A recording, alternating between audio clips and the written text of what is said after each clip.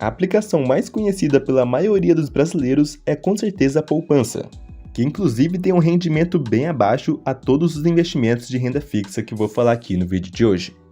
Muitos sentem receio de sair da poupança e começar a investir de fato, pois não conhecem como funcionam os investimentos de renda fixa por dentro.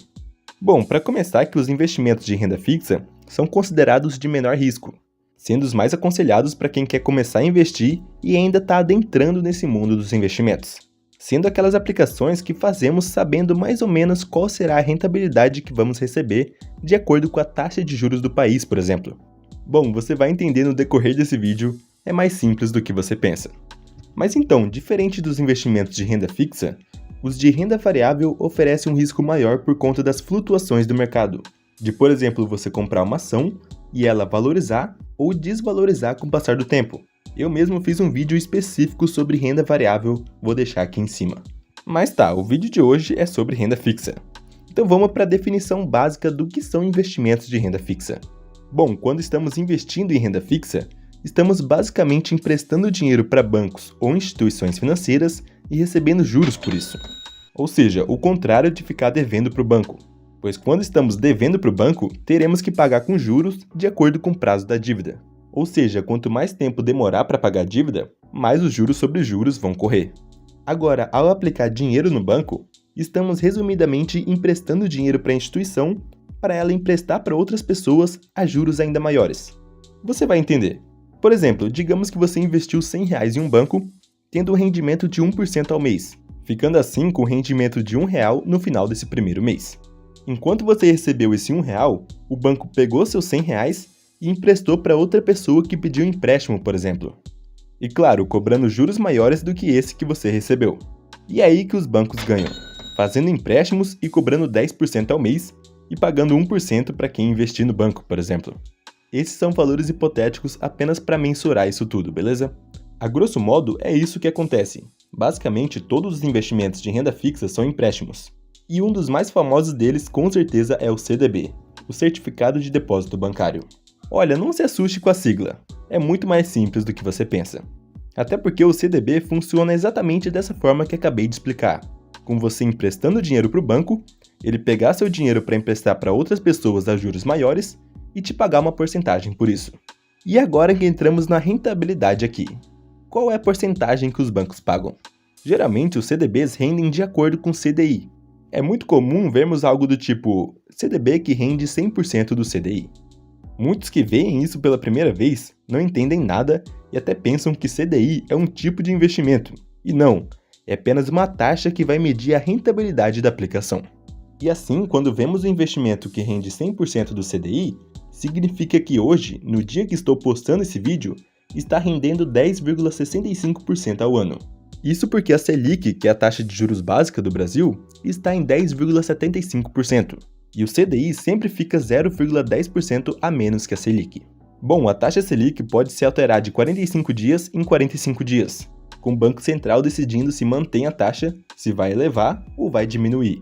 E como falei, atualmente está em 10,75%, fazendo com que seu investimento em CDB, que rende 100% do CDI, tenha um rendimento de 10,65% ao ano. Porém, é aí que tá.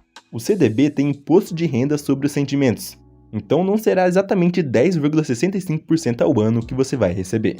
Mas fica calmo que o imposto de renda é apenas sobre os rendimentos e não sobre o valor que você investiu. E esse imposto é retido na fonte automaticamente, ou seja, você não precisa pagar nada. O valor que você vê que rendeu lá na sua conta já é o livre de imposto de renda. E assim como vários outros tipos de investimentos, os CDBs têm a tabela de IR regressiva. Veja nessa imagem que se você deixar seu dinheiro aplicado por 6 meses, terá um imposto de renda em 22,5% dos rendimentos. Agora, de 6 meses a 1 ano, terá um imposto de 20% sobre os rendimentos. E assim vai. Depois de 2 anos com o dinheiro aplicado, terá apenas 15% de imposto sobre os seus rendimentos. Veja que quanto mais tempo você deixa seu dinheiro investido, menos vai pagar de imposto. Por isso que é chamada de tabela regressiva. Então assim, vemos que o CDB, que rende 100% do CDI, não rende 10,65% ao ano exatamente, porque terá essa quantia que será retida para imposto de renda. Tudo isso você deve colocar na ponta do lápis na hora de analisar cada tipo de investimento. Ah, e outra coisa, nos primeiros 30 dias de investimento em CDB, você verá uma rentabilidade inferior por conta do IOF, que é o Imposto sobre Operações Financeiras, que também vai regredindo ao longo desses 30 dias. Porém, são só os primeiros 30 dias, depois disso já vai zerar e terá incidência apenas do imposto de renda. Agora, saindo dos CDBs e indo para LCI e LCA, já vemos outro tipo de aplicação, pois esses dois não têm imposto de renda. São investimentos isentos de IR, mas isso também não quer dizer que não vale a pena investir em CDB e que vai compensar sempre investir em LCI ou LCA. Isso vai depender da sua própria análise. Muitos CDBs podem render, por exemplo, 120% do CDI, assim como LCI ou LCA podem render 90% do CDI. Olhando assim, nesse exemplo, o CDB está rendendo mais. Porém, estes têm imposto de renda sobre os rendimentos, enquanto LCI e LCA não têm. Então sempre verifique qual é o tipo de investimento. Algumas vezes pode ser mais vantajoso o CDB, ou também pode ser o LCI ou LCA. Outra coisa muito importante sobre esses investimentos é que no caso da LCI, o prazo mínimo para resgate é de 12 meses, e já da LCA é de 9 meses. Então, se você for investir em LCI ou LCA, não poderá resgatar o dinheiro antes desse prazo. É bom já ter ciência disso antes de investir também. Mas para resumir, basicamente os investimentos em LCI e LCA são letras de crédito imobiliário e letras de crédito do agronegócio. Ou seja, quando estamos investindo em qualquer um desses dois, estamos emprestando dinheiro para o banco, que vai pegar nosso dinheiro para financiar o ramo imobiliário ou do agronegócio.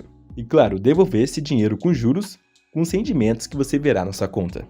E geralmente os rendimentos são atrelados ao CDI também, diferente do famoso Tesouro Selic, que é um investimento bastante escolhido por aquelas pessoas que nunca investiram na vida e que querem começar com pouco dinheiro e um investimento de baixíssimo risco. Bom, quando investimos no Tesouro Selic, estamos basicamente emprestando dinheiro para o governo, para ele financiar obras públicas, por exemplo, e receberemos juros por isso. E como o próprio nome já diz, Tesouro Selic, iremos receber rendimentos com base na taxa Selic, que hoje se encontra em 10,75%. Este é considerado o investimento mais seguro por ter a menor probabilidade de calote, até porque para o governo quebrar, o Brasil inteiro terá que quebrar antes, como lojas, mercados, indústrias e tudo mais. E além disso, se caso o governo não tiver dinheiro para pagar no exato momento esses juros, ele poderá literalmente imprimir mais dinheiro. Sim, eu sei, se o governo imprimir dinheiro descontroladamente, a inflação vai subir muito. Porém, esse é um assunto para um outro vídeo. Estou apenas falando sobre o baixo risco que o investimento tem por conta do governo ter esses recursos. Bom, esses títulos do Tesouro Direto são os famosos títulos públicos, pois como falei, estamos basicamente emprestando dinheiro para o governo e recebendo juros por isso, enquanto CDB, LCI e LCA são títulos privados, pois são emitidos por instituições financeiras ou bancos. E já falando deles, geralmente quando são de bancões tradicionais, tendem a render menos, justamente porque tem um risco mais baixo. Agora, se o investimento for feito em bancos pequenos, por exemplo os digitais, tendem a pagar mais, oferecendo até investimentos que rendem 200% do CDI, por exemplo. Mas é aquele negócio, esses bancos pequenos têm mais risco de falir do que um grande banco tradicional, por isso que rendem mais. Porém, tem uma coisa muito importante sobre o risco desses investimentos. De quando você for investir em CDB, LCI ou LCA, sempre verificar se tem a cobertura do FGC, que é o Fundo Garantidor de Crédito, que cobre investimentos de até R$250 mil em caso de falência do banco. Ou seja, se você tem valores investidos inferiores a R$250 mil em um banco e ele chegar a falir, você será ressarcido pelo FGC caso seu investimento tenha essa cobertura. Por isso é sempre bom verificar se possui essa cobertura para você não ficar na mão caso o banco chegue a falir. Muitas vezes as pessoas escolhem investir no próprio banco que já tem conta. Porém, você pode abrir conta em corretora e ter a opção de investir em CDBs, LCIs ou LCAs de diversos bancos diferentes com rentabilidades e riscos diferentes. Por isso que se você quer investir, a melhor opção é abrir conta em corretora. Inclusive, eu falo melhor sobre isso no vídeo que está aqui em cima. Além disso, outro conceito bastante importante de se analisar antes de investir em qualquer aplicação de renda fixa é a questão do investimento ser pré-fixado ou pós-fixado. Geralmente, todos os investimentos que estão atrelados ao CDI, que rendem 100% do CDI, 90% ou 120% do CDI, são pós-fixados. Tá, mas o que isso significa? Que você vai receber rendimentos de acordo com o CDI do momento. Lembra que eu falei que o CDI hoje está em 10,65% ao ano?